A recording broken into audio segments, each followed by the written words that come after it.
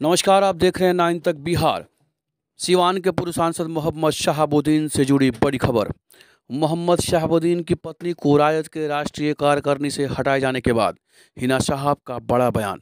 बोली, मुझे चाहिए ही नहीं था, कभी मैं किसी मीटिंग में गई ही नहीं। जब पद दिया गया था तो भी हमसे नहीं पूछा गया और जब लिया गया तब भी। इस वक्त का ये बड़ी खबर आपको बता दें, लालू तेजस्वी यादव हिना साहब के बीच बढ़ती जा रही हैं क्या दूरियां। सिवानी के पूर्व सांसद मोहम्मद शहाबुद्दीन की पत्नी को लालू यादव के द्वारा बनाई गई 81 सदस्यीय कार्यकारिणी राष्ट्रीय कार्यकारिणी के पार्लियामेंट बोर्ड की सूची से बाहर का रास्ता दिखा दिया गया है।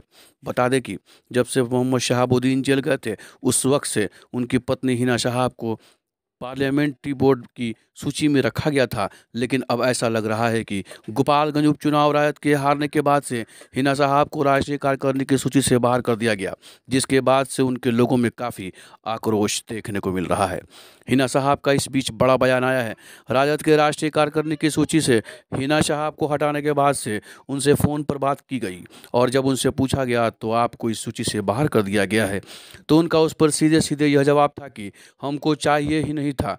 जब दिया गया तो भी हमसे नहीं पूछा गया और जब लिया गया तब भी नहीं।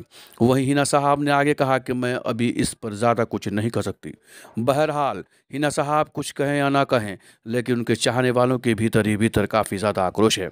यह आक्रोश ऐसा ना हो कि गोपालगंज के उपचुनाव के बाद कुर्नी पर चुनाव भी पूरी तरह से असर डाल दे। आपको बता दें कि मोहम्मद शहाबुद्दीन कभी लालू यादव मोहम्मद शहाबुद्दीन से राय मशवरा कर लेकर टिकट बंटवारा करते थे, लेकिन आज उनके ही नहीं रहने के कारण हिना साहब को भी राज्य के राष्ट्रीय कार्यकारिणी पार्लियामेंट बोर्ड की सूची से हटा दिया गया। हिना साहब 2009 में लोकसभा सीट की चुनाव लड़ी, 2014 में और 2019 में, लेकिन लगातार तीनों चुनाव में उनकी हार हुई। आपको बता दें कि मोहम्मद शहाबुद्दीन राजद के एक मजबूत सिपाही, मजबूत पिलर कहे जाते थे, जिन्होंने राजद को अपने खून पसीने से सींचा था।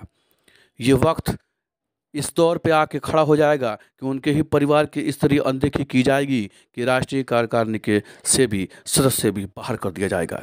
यह एक बहुत बड़ा सवाल है। आपको बता दें कि विगत कुछ दिनों से राजद और हिना साहब के बीच बहुत कुछ अनबन चल रही है। हालांकि एक बार हिना साहब ने ये कहा था कि मैं अभी न्यूट्रल हूँ, जिसके बाद से उन्होंने ये भी कहा था कि मैं अपने समर्थकों से राय मशवरा कर आगे की रणनीति तय करूंगी। आपको बता दें कि उसके बाद गोपालगंज चुनाव हुए। गोपालगंज उपचुनाव में बुरी तरह से हारी राजद। आखिर ठिकरा फोड़े तो कहाँ फोड़े। आपको बता दें कि उसके बाद से लालू यादव अभी गए हुए हैं किडनी का ट्रांसप्लांट कराने। उसी बीच यह खबर आई कि 81 सदस्यीय राष्ट्रीय कार्यकारिणी का गठन कर दिया गया है, जिसमें पहले से मौजूद हिना साहब को का नाम काट दिया गया है।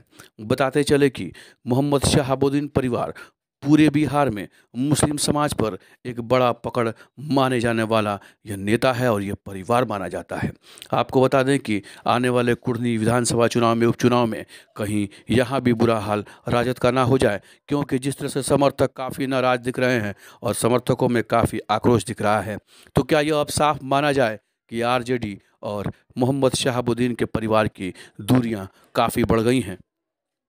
यह तो आने वाला समय बताएगा कि आगे की क्या रणनीति होगी। हालांकि हिना साहब ने, फिर से मैं एक बार बता दूं कि हिना साहब ने इस पर पूरी तरह से कहा है कि जब मुझे दिया गया था तब भी मुझसे नहीं पूछा गया और जब लिया गया है तब भी मुझसे नहीं पूछा गया है। ये बहुत बड़ा सवाल है। उन्होंने कहा कि मैं कभी किसी मीटिंग में गई ही नहीं। आपको बता दें कि पूर्व सांसद मोहम्मद शहाबुद्दीन का परिवार कभी भी पद का लोभी और लालची नहीं रहा है, ना कभी पद की उन लोगों ने डिमांड की है। खैर, उस बीच मोहम्मद शहाबुद्दीन के इंतकाल के बाद से इस तरह का बड़ा फैसला राजद की तरफ से लिया गया है। आखिर माइक समीकरण तो ये क्या माना जा सकता है कि ध्वस्त हो गया है। बता दें कि इसके पहले भी हिना साहब चुनाव हारती रही हैं और इसमें यादव जो वोटर है उनके तितर बितर का हमेशा ये खबरें आती रही हैं, जिसकी वजह से शायद हार का सामना करना पड़ रहा हो।